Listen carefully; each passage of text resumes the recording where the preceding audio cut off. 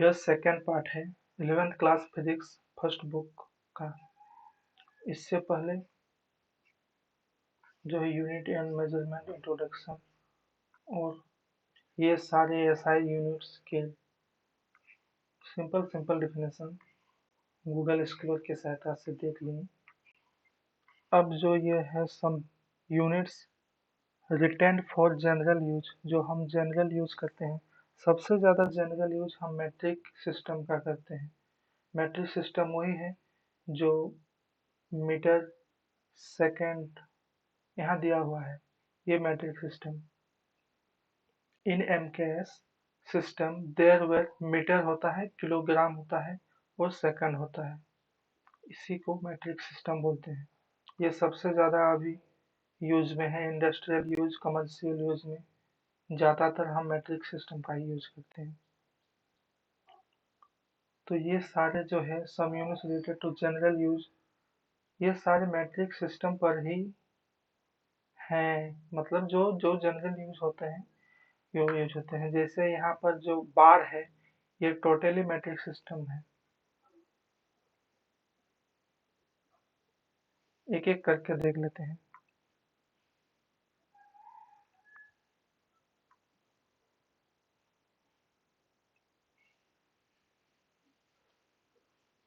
सबसे पहले minute. SI unit में अगर हम मिनट को तोड़ें तो वो 60 सेकेंड होगा, पर हम मिनट को ऐसे जनरल यूज में रखते हैं। हम जनरल यूज में आवर को भी करते हैं कि कितना घंटा हुआ। आवर का भी एसआई यूनिट में अगर तोड़ा जाए तो 3600 सेकेंड होगा। डे का भी यूज करते हैं, उसको भी एसआई यूनिट में तोड़ा जाए तो वो 86,400 सेकेंड्स होगा। ईयर का भी एसआई यूनिट में इतना सेकेंड होगा। इसको डेसिमल अगर हटा दूं तो ये होगा 3156000, लेकिन 1 2 3 4 5 6 7, हाँ 1 2 3 4 5 6 7 यहाँ पर पॉइंट लगेगा, इतना सेकेंड। ईयर का हो गया। अब डिग्री। डिग्री हम जनरल यूज में करते हैं कि इतना डिग्री आज टेम्परेचर है, इतना डिग्री फ़ारेनहाइट है डिग्री सेल्सियस पर। यह डिग्री दूसरा है, यह एंगल वाला डिग्री है। हाँ 90 डिग्री 70 डिग्री पर अगर एसआई में देखें, और जहाँ तक है अब हम मैथमेटिक्स में भी रेडियन का ही यूज करते हैं। पाई एंगल जो बोलते हैं, उस एंगल पर भी वो रेडियन एंगल ही होता है। हम 11th 12th से लेकर डिग्री से शिफ्ट हो जाते हैं रेडियन एंगल में। हालांकि रेडियन एंगल में ये डायमेंशनलेस होता है। पाई डायमेंशनलेस है, पाई रेडियन डायमेंशनलेस है, पाई बाय 180 रेडियन भी डायमेंशनलेस है, पर यह एक एंगल को दिखाता है। यह डायमेंशनलेस होने के साथ साथ यह एक रियल नंबर है।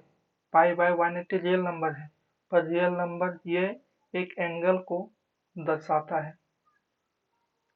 यहाँ जो दिया हुआ है degree, 1 degree is equal to pi by 180 radian. अगर हो सकता है इसमें थोड़ा समझने में थोड़ा मुश्किल हो, पर अगर हम इस 180 डिग्री को एक्चुअली में, रेडियन जो होता है वो आर्क बाय रेडियस होता है, जो हम पहले भी देख चुके हैं। आर्क बाय रेडियस इसका फॉर्मूला ही होता है, यहाँ रेडियन एंगल थीटा, ठीक है। रेडियन को हम एंगल थीटा को अब यूज करेंगे। तो थीटा है, theta is equal to S by R. यहाँ एस क्या है? एस है आर्क लेंथ और आर है हमारा radius of the circle. S है ये आर्क लेंथ और आर है हमारा रेडियस ऑफ द सर्कल। ये 1 रेडियन कब होगा? थीटा का वैल्यू 1 कब होगा? जब आर्क लेंथ आर के इक्वल टू होगा और रेडियस भी हमारा आर होगा, तो रेडियन क्या होगा, रेडियन होगा 1 रेडियन, आर ए डी इसका सिंबल भी होता है। ये 2 रेडियन कब होगा, जब एस की वैल्यू 2r होगी, आर्क लेंथ जब 2r होगी तो ये 2 रेडियन होगा, 2 रेडियन होगा। 3 रेडियन कब बोलेंगे, 3 रेडियन तब बोलेंगे जब आर 3r/r होगा, जब ये आर्क लेंथ 3r होगा तब इसको 3 रेडियन बोलेंगे। मैं ये क्यों कर रहा हूँ, क्योंकि हमें यह पता है कि जो पाई का वैल्यू होता है, पाई का वैल्यू होता है 3.141 समथिंग, ये नॉन टर्मिनेटिंग नॉन रिपीटिंग है, इसलिए ये इरेशनल नंबर है। पाई का वैल्यू 22/7 नहीं होता है, पाई का वैल्यू होता है 3.14125, ऐसे करके नॉन टर्मिनेटिंग रिपीटिंग होता है। कोई अगर आपको बोले कि पाई इज इक्वल टू 22/7 तो वो उतना अच्छा डेफिनेशन नहीं है। पाई है एक इरेशनल नंबर, इसको लिखा ही नहीं जा सकता इस नंबर को, इसलिए इस नंबर का एक सिंबल लिख लेते हैं हम पाई। तो ये नंबर सर्कल से इसका संबंध बहुत ही रोचक है, बहुत ही अच्छा है। हम 3r इसलिए लिए ताकि हम इस पाई को एक समझ सकें, इसका एक अनुमान लगा सकें कि पाई का वैल्यू, पाई मतलब क्या लेंथ हो सकता है। तो 3r अगर हम लेते हैं, 3 रेडियस, रेडियस के 3 बराबर लेते हैं तो ये आता है 3 रेडियन। अगर ये पाई रेडियन कब होगा, पाई रेडियन होगा 3 से बड़ा है, 3 से ये बड़ा है, ठीक है। पाई रेडियन तभी होगा जब रेडियस के 3 गुना से ज्यादा, यानी कि पाई आर, आर से 3 गुना, 3 गुना से थोड़ा सा ज्यादा, ये आर्क लेंथ हुआ डिवाइडेड बाय आर, आर है हमारा रेडियस। जब ये होगा तो हमारा निकलेगा pi radian. Pi radian, pi radian ऐसे में एक एंगल दर्शाता है, तो यह कौन से एंगल को दिखा रहा है, यह एंगल दिखा रहा है 180 को। अब जो हमारा पाई के साथ रिलेशन है, पाई के साथ रिलेशन अब आया, ये जो लेंथ होगा इस आर्क का लेंथ, ये लेंथ होगा आर्क के पाई टाइम्स, जो सेमी सर्कल के ये इस आर्क का लेंथ होगा, इस आर्क का लेंथ होगा आर के पाई टाइम्स। आर जितना भी हो, आर जितना भी हो यही आर है। आर को तो हम खुद से ले सकते हैं 1 2 3 4 5, जितना भी आर में, आर का 3 गुना, ये आर, ये आर, ये सर्कल मेरा उतना अच्छा नहीं है, आर के 3 गुने से भी ज्यादा, आर के 3 गुने से भी ज्यादा पाई होगा। क्या मैं ये सही पकड़ रहा हूँ, आर को अगर 3 गुना करें, उससे भी थोड़ा ज्यादा अगर हम करें तो वह पाई का लेंथ आएगा। ठीक है, आपको भी इस पर बोलना है, वो जरा सोचिए, अगर वो पाई का लेंथ आएगा 3.141, अगर आर से हम मल्टीप्लाई करते हैं, इसका 3 गुना करेंगे तो शायद ये यहाँ तक कहीं आएगा।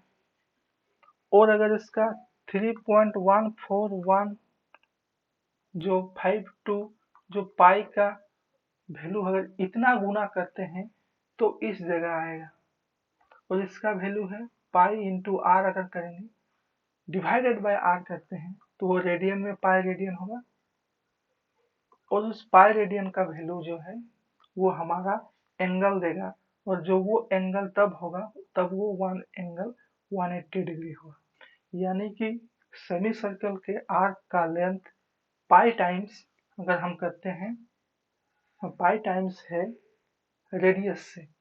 ये बहुत ही अच्छा रिलेशन है। तो हम रेडियन को समझ चुके हैं और इसको और ज़्यादा इसकी जैसे और हम इसको समझ सकते हैं कि पाई जब 180 है तो 2 पाई क्या होगा, 2 पाई होगा 360 डिग्री। ये भी ठीक है। और अगर ऐसा है तो 360 इंटू 2 पाई डिग्री हम हर वक्त इसको एक ऐसा मेथड बोलते हैं, वो मेथड कौन सा है, लीनियर इक्वेशन, कुछ ऐसे मेथड जो इक्वालिटी करते हैं 2 पाई, जैसे 1 डिग्री इज इक्वल टू बोलते हैं तब 2 पाई बाई 360 डिग्री रेडियन है 360, और तब 90 डिग्री क्या होगा, 90 डिग्री होगा 2 पाई बाई 360 डिग्री इंटू 90, इतना रेडियन होगा। देखिए ये आ जाएगा 2 पाई जो कर रहे हैं ना, 9 चौके 36, pi by two is equal to radian, pi by 2 radian, 90 degree is equal to pi by 2 radian. इसी तरह से हम किसी भी डिग्री को रेडियन में चेंज कर सकते हैं।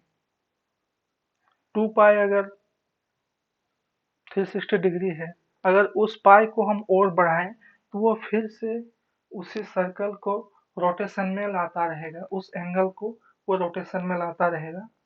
जैसे हम 360 डिग्री उससे भी अगर हम 90 और डिग्री प्लस कर दें तो कितना हो जाएगा, इधर से 40 आ जाएगा, 400 उधर 50, 450 डिग्री आ जाएगा।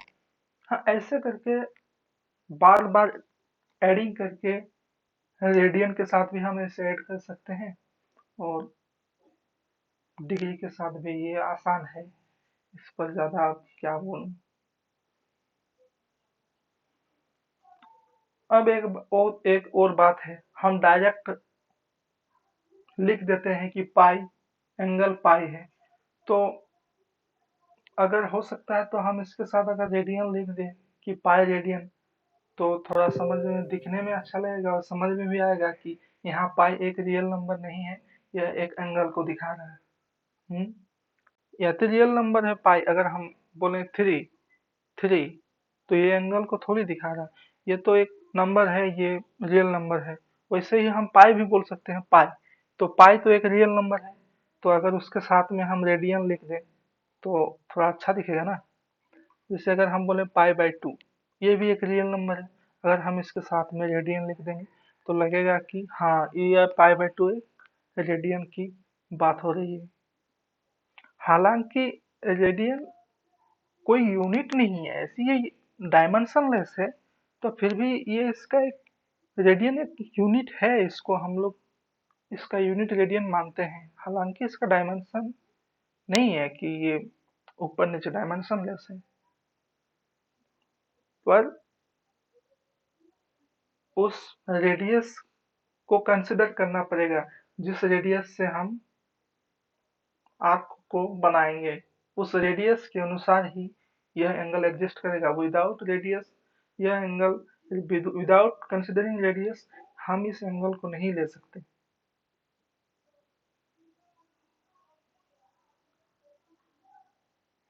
इसको मिटा लेता हूँ।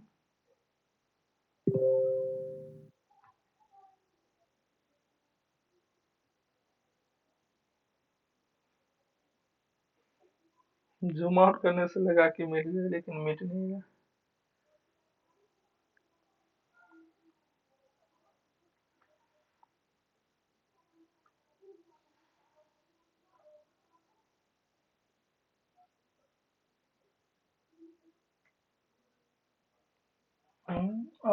अब क्या है, डिग्री के बाद है लीटर। ये एक वॉल्यूम की बात होगी, विदाउट लीटर मतलब ही वॉल्यूम है। हम लोग जनरली लीटर यूज करते हैं, पर एसआई में अगर हम लीटर को चेंज करें तो ये क्या है, 1 डेसीमीटर क्यूब है is equal to 10⁻³ metre cube है।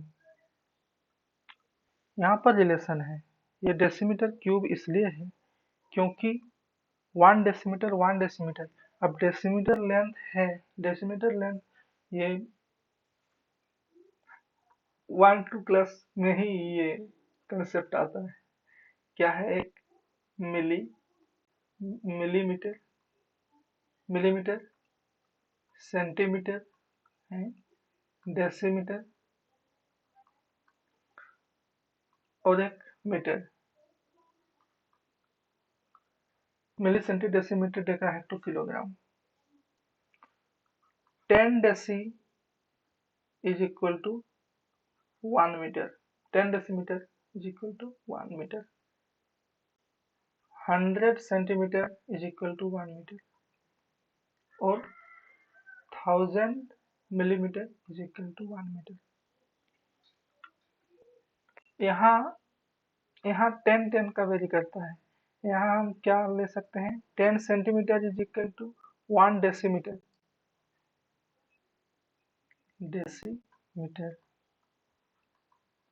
वही वैसे ही 10 millimetre is equal to 1 centimetre, 10 millimetre is equal to 1 centimetre, 10 centimetre is equal to 1 decimetre, 10 decimetre is equal to 1 metre. ये इतना अच्छा ये कॉन्सेप्ट है कि ये जब पहली बार समझ में आती है तो इतना अच्छा लगता है, हर टाइम बोलने का मन करता है। Milli centi decimetre deca hecto kilogram. ठीक है, यहाँ पर क्या दिया हुआ है, यहाँ दिया है 1 डेसीमीटर। तो डेसीमीटर को नहीं, हमारा जो है, हम सेंटीमीटर को जानते हैं।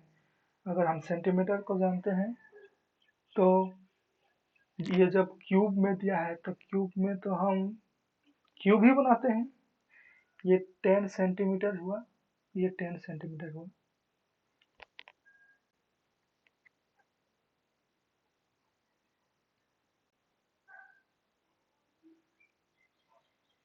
हम्म, 10 सेंटीमीटर, 10 सेंटीमीटर। ये 10 सेंटीमीटर के बॉक्स में जितना वाटर आएगा, इधर भी 10 सेंटीमीटर अगर होगा, यहाँ भी 10 सेंटीमीटर होगा, इस 10 सेंटीमीटर के बॉक्स में जितना भी वाटर आएगा, इसका मतलब ही है 1 डेसीमीटर क्यूब। देखो 1 डेसीमीटर क्यूब इसका मतलब हुआ 1 decimetre into 1 decimetre into 1 decimetre.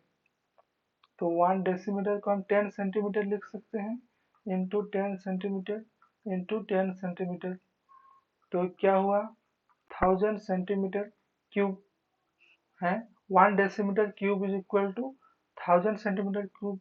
और इसका भी अगर हम एरिया निकालें, 10 base into length into breadth हुआ area, 10 into 10 100 centimetre square, 100 centimetre area into height, length हो 10 1000 सेंटीमीटर क्यूब।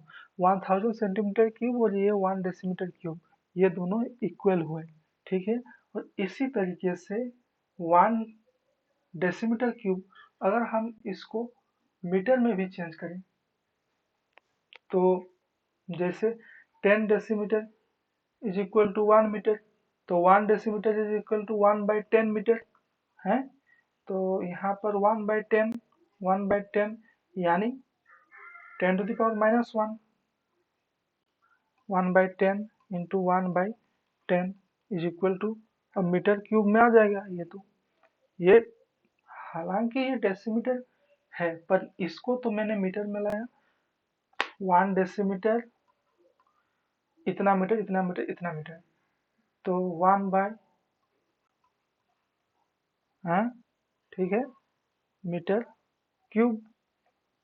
तो 10 टू द पावर क्या, -3 मीटर क्यूब, सेम वैल्यू है ये। इसमें 1 लीटर आएगा। मेन चीज इसका ये है कि अगर हम 10 सेंटीमीटर का एक क्यूब बनाए, एक बॉक्स बनाए, और उसका हाइट भी हम अगर यहाँ 10 सेंटीमीटर लेते हैं, तो इस क्यूब में जो है, इस क्यूब में आने वाला वाटर, यहाँ जितना वाटर कंटेंट करेगा, ये वाटर को ही हम 1 लीटर बोलेंगे। 1 लीटर इसका वैल्यू है। हालांकि अभी मग जग से हम लोग 1 लीटर नापते हैं।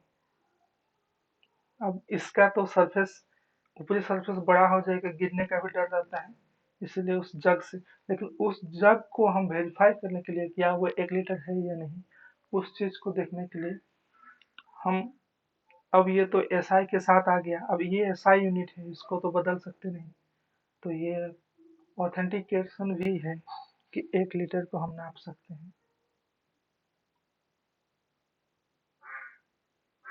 अब उसी के साथ हम ये भी देख सकते हैं, 1 लीटर हो गया, 1000 लीटर में, 1000 लीटर के लिए हमको कितना कितना मीटर चाहिए होगा। हम्म, 1000 लीटर के लिए कितना चाहिए, अगर हमको 1000 या 10,000 लीटर रखना है तो हमको कितना चाहिए होगा।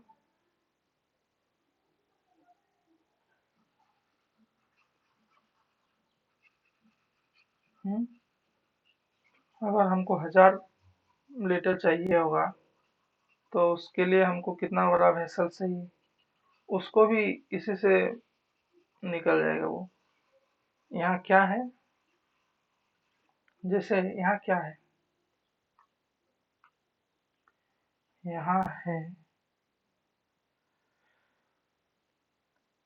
1 litre is equal to 1/10 10 to the minus 3, 1 2 3 metre cube. अब दोनों तरफ 1000 करेंगे तो 1000 लीटर, यहाँ पे 1000 दोनों में अगर मल्टीप्लाई करेंगे तो ये 1 मीटर क्यूब बचेगा। 1 मीटर क्यूब का मतलब क्या है कि हम 1 मीटर यहाँ लेंगे, 1 मीटर यहाँ लेंगे, और हाइट में भी 1 मीटर लेंगे। इस वेसल पे हमको मिलेगा, अगर इस तरीके का कोई 1 मीटर का हाइट का बनाएंगे तो 1000 लीटर पानी उसके अंदर आएगा। 10,000 का भी हम बना सकते हैं, पर यहाँ 10 मल्टीप्लाई हो जाएगा ना, तो एक और बढ़ जाएगा 0। 10,000 को बनाने के लिए अगर 10,000 लीटर लेते हैं, 10 से फिर इधर कहाँ 0 लगा दिया हम, अगर 10,000 लीटर लेते हैं तो ये 10 मीटर क्यूब होगा। 10 मीटर क्यूब, हाँ मेरा वॉल्यूम इतना आना चाहिए। अब इसका क्यूब कर दो, अगर साइड का लेंथ चाहिए तो मीटर क्यूब, यानी कि क्यूब रूट ऑफ 10 चाहिए होगा। मीटर तो निकल गया, हमको हालांकि क्यूब रूट ऑफ 10 चाहिए, जितना होगा उसका। ऐसा नहीं है कि हमको क्यूब ही बनाना है, हमको हम किसी कीबोर्ड का भी शेप ले सकते हैं।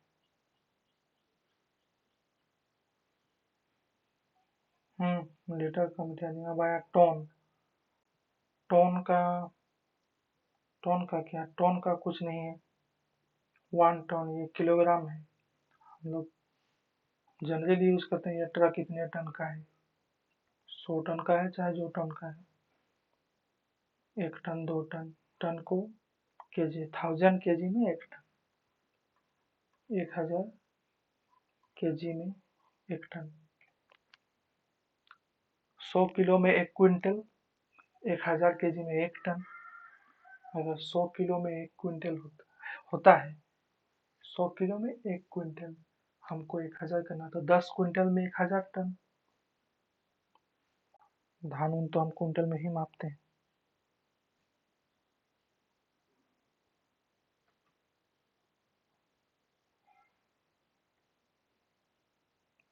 अब यह है कैरेट, कैरेट जो इसमें सोने की शुद्धता को मापने के लिए कैरेट का यूज करते हैं, पर यहाँ प्योरिटी नहीं, यहाँ पर मिलीग्राम दिया गया है, यानी कि ये एक वेट दिया गया है। काराट कैरेट दो दो तरीके का शब्द होता है, एक काराट भी होता है, एक होता है कैरेट, इसका भी यूज हो जाता है, इसका भी यूज हो जाता है। कहीं कहीं पर तो इसी को सोने की शुद्धता मापने के लिए यूज किया गया है। हालांकि इसका यहाँ पर यूज दिया हुआ कि ये एक वेट है। ये कितना वेट है? 200 मिलीग्राम वेट है। और इस वेट का यूज करते हैं जेमस्टोन, छोटे छोटे मोती, हीरे, इसको मापने के लिए। सबसे पहले कैरेट का इसका एक हिस्ट्री है कि कैरेट कहाँ से आया ये शब्द। सालों साल पहले जो है कैरेब, कैरेब ये कैरेट का मूल शब्द है, CARAB, जहाँ से आया है।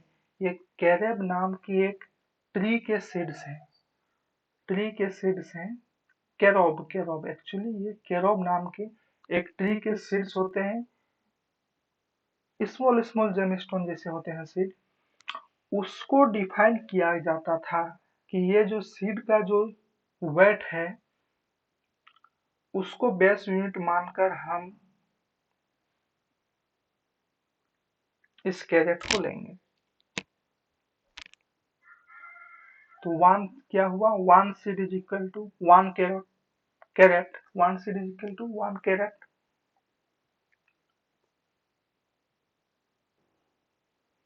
और यहाँ जो है कैराट, कैराट का यूज करते हैं fineness of gold. Fineness, fineness का मतलब फाइननेस ऐसे लिखते हैं, फाइननेस ऑफ गोल्ड।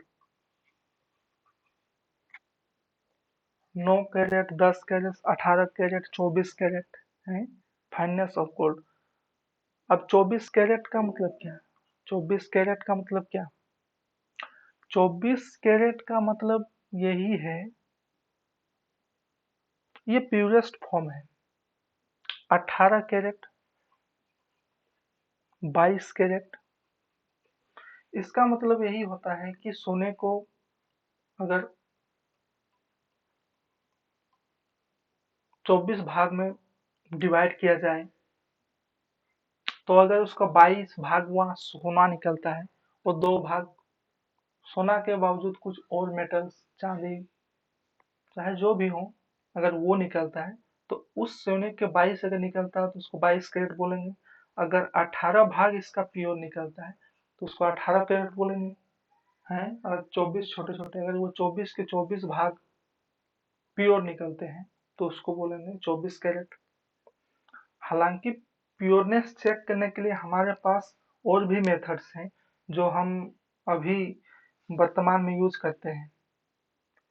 एक प्योरनेस कैरेट को चेक करने के लिए जो सबसे एक प्रसिद्ध कहानी है, वो कहानी सेरा सायाकुलस, जो एक सम्राट थे, यूरेका यूरेका वाले, इसमें कहीं कई सारे बुक में भी है।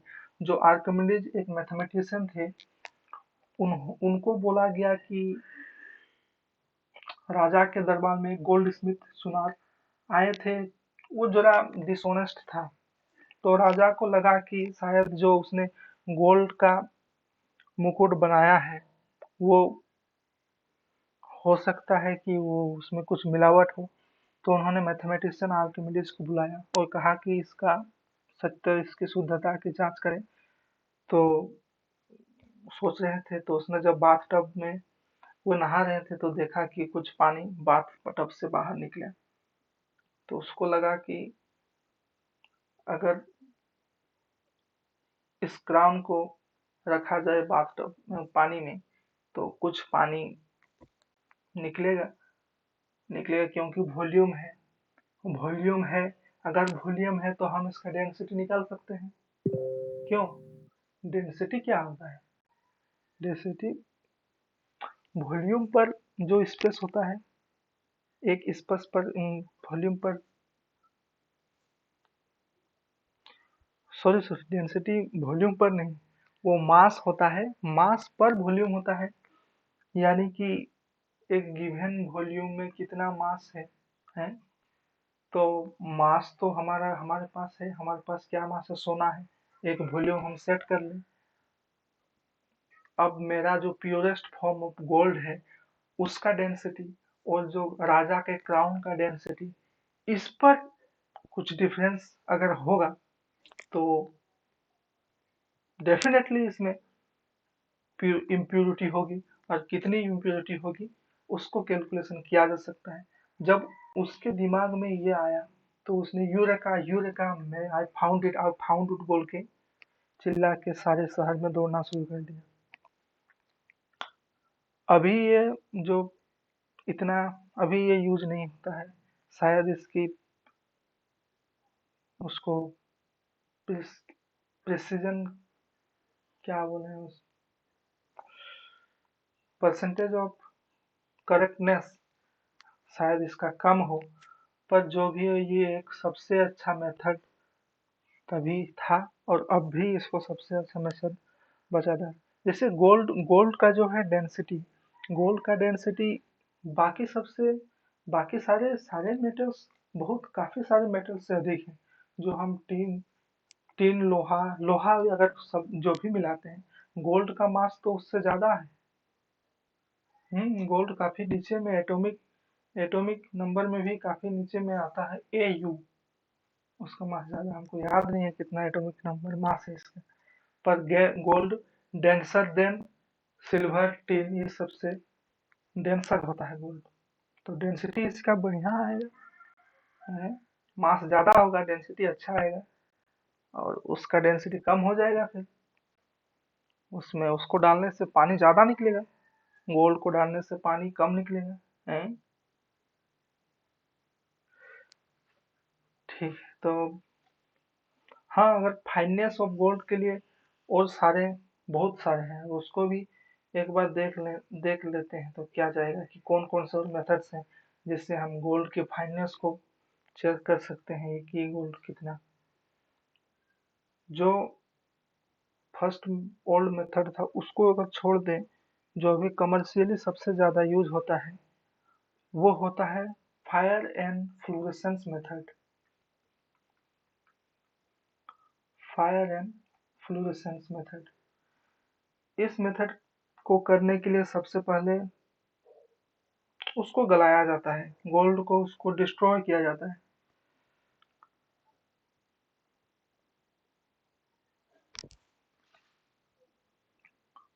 उसको गलाते हैं, वो फायर मेथड में गलाते हैं।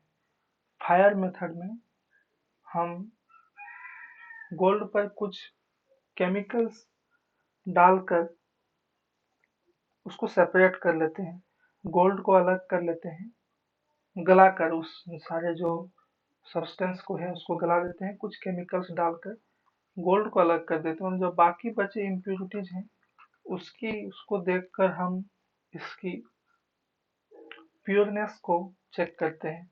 फायर एन और एक क्या हुआ, फ्लूरेसेंस ना, फ्लूरेसेंस सी ई फ्लूरेसेंस। इस मेथड में जो है ये एक बहुत इंटरेस्टिंग मेथड है। इस मेथड में ना हमको उसको डिस्ट्रॉय करने की जरूरत है ना गलाने की, पर हो सकता है ये जरा महंगा हो, क्योंकि इस मेथड में क्या होता है, एक्सरे बॉम्बार्डिंग किया जाता है, एक्सरे की बॉम्बार्डिंग होती है। किसमें बॉम्बार्डिंग होती है, सैंपल में, गोल्ड का सैंपल लिया जाता है, उस सैंपल पर एक्सरे की बॉम्बार्डिंग होने लगती है। बॉम्बार्डिंग करने से क्या होगा, रिफ्लेक्शन होगा, तो रिफ्लेक्शन जो होगा तो उसका वेवलेंथ भी होगा। इसका एक्सरे का वेवलेंथ हमको मालूम है, और जहां से रिफ्लेक्शन आएगा तो उस रिफ्लेक्शन के वेवलेंथ को हम गोल्ड के वेवलेंथ को नोट कर लेंगे, और बाकी सारे एटम्स मॉलिक्यूल्स जैसे सिल्वर के एटम्स, चाहे टीन के, गोल्ड के, कॉपर भी एक खास इम्प्योरिटी इसमें मिलाया जाता है। अगर कॉपर के उस वेवलेंथ को हम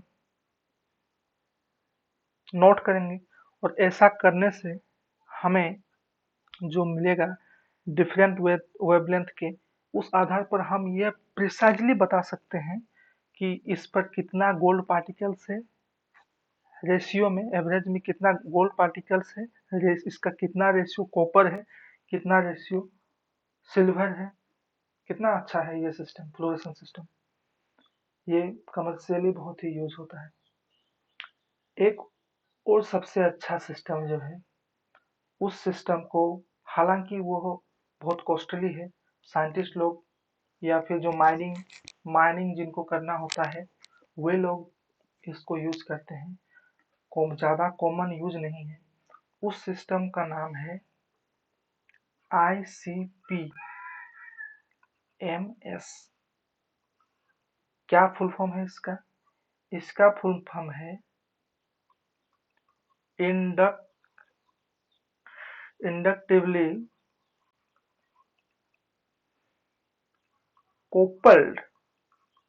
इंडक्टिवली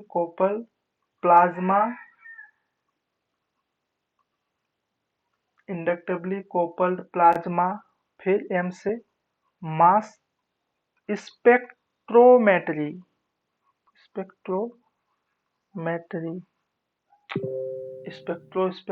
स्पेक्ट्रम तो हम जानते ही हैं, जो लाइट्स के स्पेक्ट्रोमेट्री पता नहीं क्या है, पर इसका जो प्रिसीजन, इसका प्रिसाइज जो होता है, एक्यूरेसी जो होता है, इतना ज्यादा एक्यूरेसी होता है कि यह बिलियन पार्ट्स, मिलियन नहीं, बिलियन, 100 लाख में 1 मिलियन होता है नहीं, 10 लाख में 1 मिलियन होता है,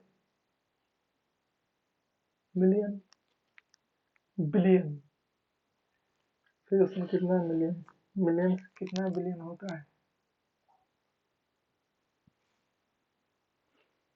1 बिलियन होता है 1000 मिलियन के बराबर। अब आप लगा लीजिए, उतने पार्ट्स, 1 बिलियन पार्ट्स में भी वो पार्ट्स को निकाल देगा, बिलियन पार्ट्स में वो उस पार्ट्स को निकाल देगा कि इसमें कितने मॉलिक्यूल्स, कितने इम्प्यूरिटीज है। वो ये पार्ट्स पर बिलियन पर काम करता है, पार्ट्स पर बिलियन पर काम करता है। ये एक्यूरेसी, पार्ट्स पर बिलियन को, इसको और डिफाइन किया जा सकता है, लेकिन एक्सपेंसिव है ये, माइनिंग कंपनीज ही इसका यूज करते हैं और हमारे साइंटिस्ट भी इसका यूज करते हैं। उसको मिटाना है। काफी हो गया कैरेट के बारे में, ठीक है। कैरेट क्या है? कैरेट एक वेट है, ये वेट है, ये फाइननेस नहीं है, जिसका वैल्यू होता है 200 मिलीग्राम। और इसका यूज कैसे करते थे? जेमस्टोन को मापने के लिए करते हैं, हीरे को मापने के लिए करते हैं, पर इसी से मिलता जुलता शब्द कैराट, यह भी ये फाइननेस ऑफ गोल्ड के लिए यूज होता है। हालांकि कैरेट और कैराट का एक दूसरे पर इंटरपोज जो होते हैं, इसका शब्द उसका शब्द इसका शब्द, इसके भी उदाहरण हैं। मैंने एक आर्टिकल में गूगल स्कॉलर से फिर इसके बारे में देखा था, या गूगल से सर्च किए थे कि फिर देखें कि नहीं, इन दोनों शब्द को हम साइमल्टेनियसली यूज करते हैं, इसलिए इस कैराट शब्द का भी जानना अच्छा है। तो CRAT जहाँ आएगा वहाँ हम मान के चलेंगे कि वो एक मास मापने का चीज है, और जिसमें 200 मिलीग्राम मास होता है, यानी कि 5 carat is equal to 1000 milligram है, 1000 मिलीग्राम नहीं, 5 कैरेट इज इक्वल टू, हाँ, 1000 मिलीग्राम, एक ग्राम नहीं है, ये है मिलीग्राम, मिलीग्राम।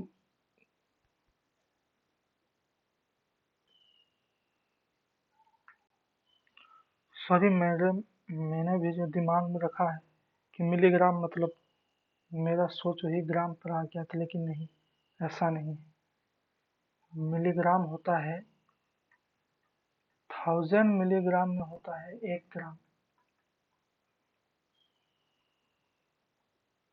और 1000 ग्राम में होता है 1 किलोग्राम। इससे मिलीग्राम की ये जो है इसका भाग का हम पता कर सकते हैं कि 5 कैरेट अगर होगा तो 1 ग्राम उसका वेट होगा। 1 ग्राम कितना है? 1 ग्राम बहुत कम है। हम ग्राम को कर सकते हैं। पस्तु के देखें, पस्तु का एक जो पैकेट होता है 5 रुपया का, पस्तु को क्या बोलते हैं इंग्लिश में? पस्तु अफीम का जो है उसका जो पैकेट होता है एक 25 ग्राम का होता है, 5 ग्राम का होता है कि 25 ग्राम का होता है? हाँ, 25 ग्राम का नहीं, 5 ग्राम का होता है उसका एक पैकेट। और कितने सारे दाने रहते हैं पस्तु के पैकेट में? उन सारे दाने 5 ग्राम का पैकेट। ठीक है, 5 कैरेट इक्वल टू 1 ग्राम।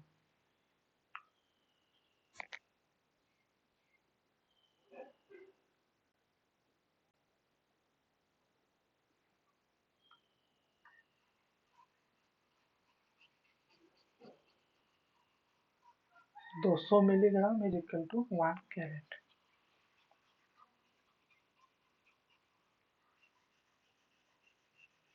एक कैरेट एक सीड हमारा बहुत ही छोटा है। जो कैरोब सीड है वो 1 कैरेट का सीड है। वो सीड बहुत ही छोटा है और उसी से जेमस्टोन छोटे छोटे हीरे को उसी से मापा जाता था। कितना छोटा रहा होगा वो 1 कैरेट। 1 कैरेट के 200 मिलीग्राम, 200 मिलीग्राम का सेट था।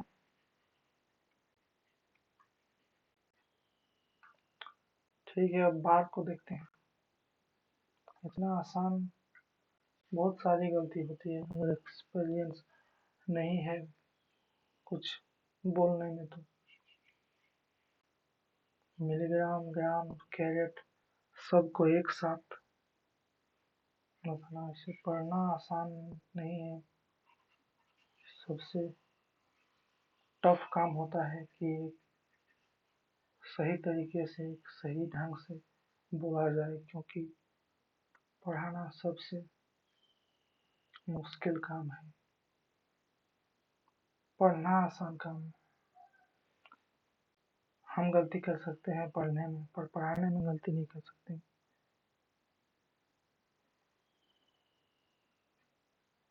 अब है बार। बार का मतलब देखो, अगर कोई चीज़ इंटरेस्टिंग लगे तो उसको अपने से थोड़ा सर्च कर लीजिएगा, क्योंकि उतना एक्सपीरियंस मुझे सारे नॉलेज नहीं है। मैंने भी गूगल से सर्च करके जो मुझे नहीं समझ में आया उसको समझने की थोड़ी कोशिश की। ये है बार। बार का मतलब यह वह बार नहीं है जो बार सैलून या बार काउंसिल ऑफ इंडिया जहाँ पर न्यायिक संघ होते वो बार नहीं। यहाँ बार का मतलब प्रेशर से है। और कैसा प्रेशर? Atmospheric pressure. हालांकि बार जो है यह एक मेट्रिक यूनिट है।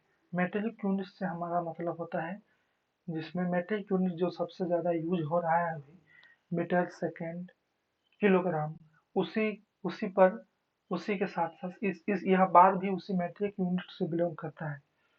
तो अगर बार को समझना होगा कि 1 बार अप्रोक्सीमेटली क्या है, तो अगर हम समुद्र सी लेवल पर जाएं, अगर हम समुद्र सी लेवल पर जाएं, यहाँ पर जो प्रेशर पड़ता है, हालांकि सी के भीतर तो और भी ज़्यादा प्रेशर है हम पर पड़ेगा। ऐसा हो कि हम प्रेशर से ही फट जाए। तो जो एटमॉस्फेरिक वायु है, दबाव है, सारे इवेनली प्रेशर हम पर एग्जर्ट करते हैं, इन सारे, और हम उसी प्रेशर में अभी जी रहे हैं, हम उसी प्रेशर में सस्टेन कर रहे हैं। हालांकि सी के प्रेशर को भी सस्टेन करने वाले जीव हैं।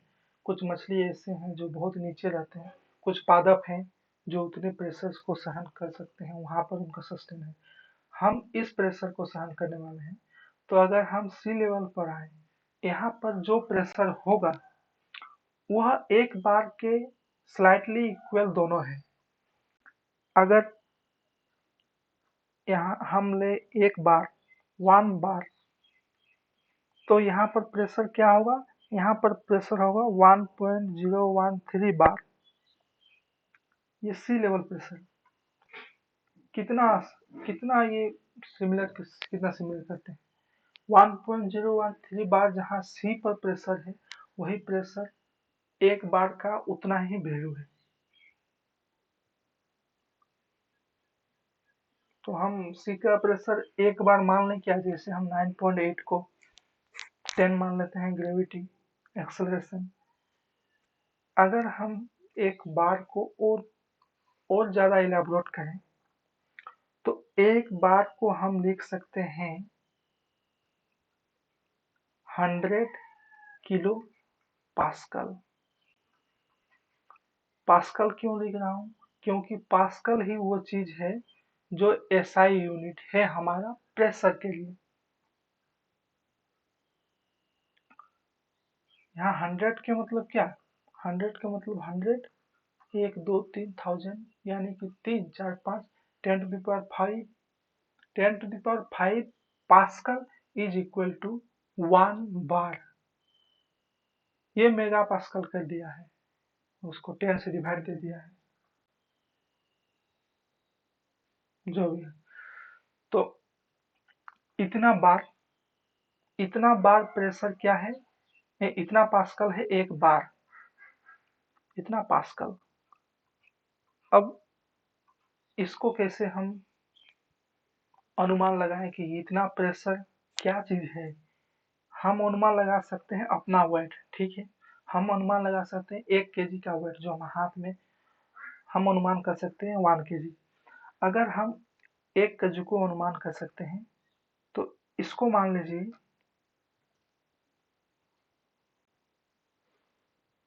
ये इक्वल टू भी है, ये इक्वल टू क्या है, 1 2 3 4 5 न्यूटन।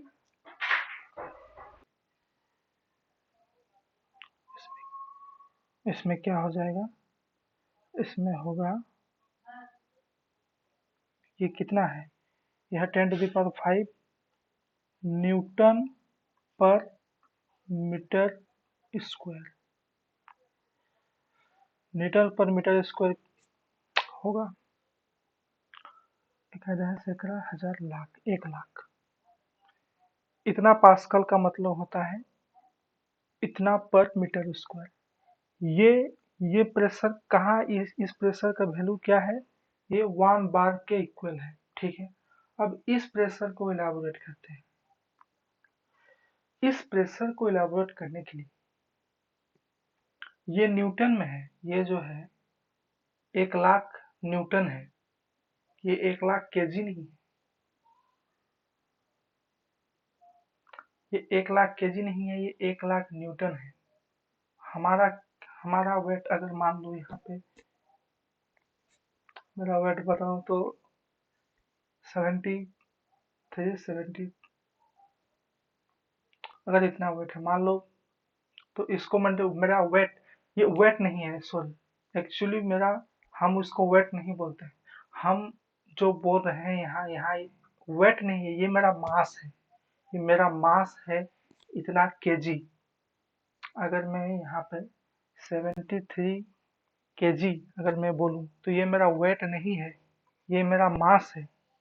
मेरा वेट आएगा न्यूटन में, और न्यूटन के लिए हमको वेट के लिए इसको मल्टीप्लाई करना होगा 9.8 के साथ, जो मीटर पर सेकेंड स्क्वायर है। इसके साथ हमको मल्टीप्लाई करने पर मेरा वेट आएगा, वो होगा न्यूटन में। ये जितना आएगा वो होगा न्यूटन में। तो अगर हम ये अगर न्यूटन में दिया है, तो अगर हम इसको 9.8 से अगर हम इसको इस न्यूटन को किलोग्राम के टर्म में अगर हम चेंज करना चाहें, तो हमको करना होगा, ये 9.8 यहाँ नहीं लेते हैं, यहाँ लेते हैं मान लो 10 है, तो इसको 10 से डिवाइड कर देना पड़ेगा, तब वो हो जाएगा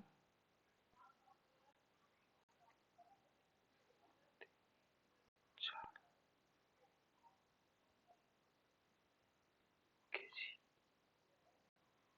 पर इतना kg होगा 10,000 kg।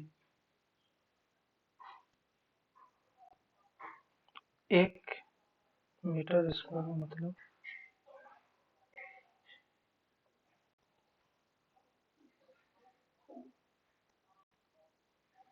1 मीटर, 1 ये जितना एरिया होगा,